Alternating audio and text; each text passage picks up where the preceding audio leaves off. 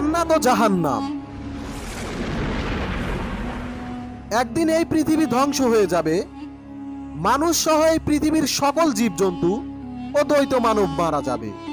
জমিন ও আসমান কম্পিত হতে থাকবে, জমিন ফেটে যাবে, বাড়ি গাড়ি পাহাড় পর্বত ধুনিত তোলার মতো উঠতে থাকবে। অতঃপর শুরু হবে এক নতুন জীবন, আর সেই জীবনের নামই হলো আখিরাত। সবাইকে এই দুনিয়ার সকল কর্মের হিসাব দিতে হবে। হিসাবের পর কে যাবে জান্নাতে আর কে যাবে জাহান্নামে। মহান রব্বুল আলামিন সবাইকেই পুনরায় জীবিত করে হাসরের ময়দানে দাঁড় করাবেন।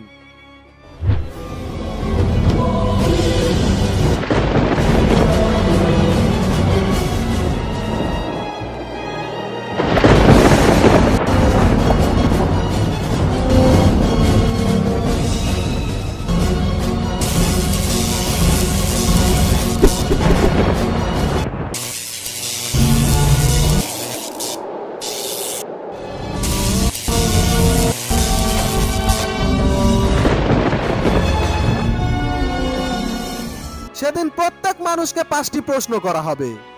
হাদিস শরীফে এসেছে কিয়ামতের দিন কোন আদম সন্তান এই 5টি প্রশ্নের উত্তর দেওয়া ছাড়া এক পাও নড়তে পারবে না।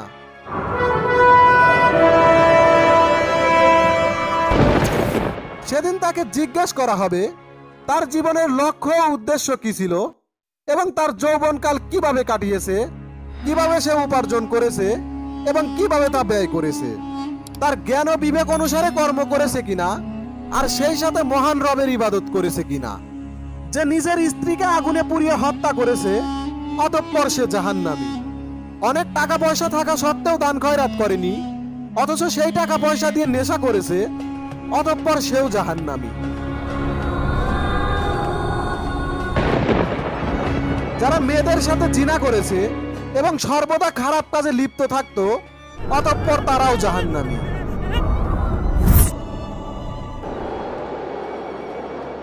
নিজের স্বামী থাকা সত্ত্বেও যারা অন্য পুরুষের সাথে জিনায় লিপ্ত হয়েছে অতঃপর তাদেরকেও জাহান্নামে পতিত করা হবে।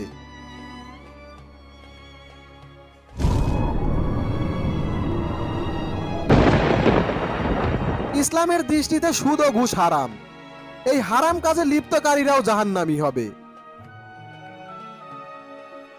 আল্লাহ ব্যতীত অন্যজনকে রব স্বীকার করেছে এবং মূর্তি পূজা করেছে তাদেরকেও জাহান্নামে পাঠানো হবে। যারা তাদের কৃতকর্মের কারণে জাহান্নামে যাবে তাদের অনন্তকালের জন্য জাহান্নামের কঠিন শাস্তি ভোগ করতে হবে।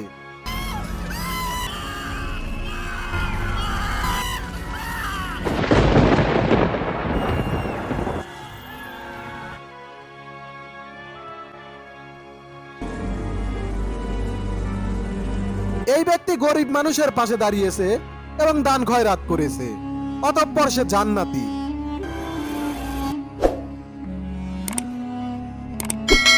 যে হালাল পথে টাকা পয়সা রোজগার করেছে এবং নামাজ কালাম আদায় করেছে অতঃপর সেই হবে জান্নাতি।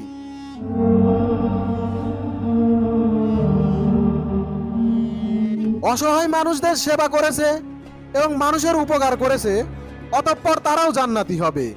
কুরআন ও হাদিসের কথা শুনে যারা তাওবা পাঠ করেছে এবং মহান রবের উপাসনা করেছে অতঃপর তাদেরকে জান্নাতি করা হবে।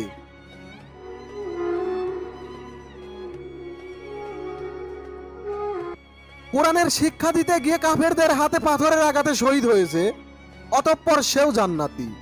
যারা তাদের ঈমান ও আমলের কারণে জান্নাতে যাবে তারা অনন্তকালের জন্য জান্নাতের নাজ নিয়ামত ভোগ করতে থাকবে, আর যা কখনো শেষ হবার নয়।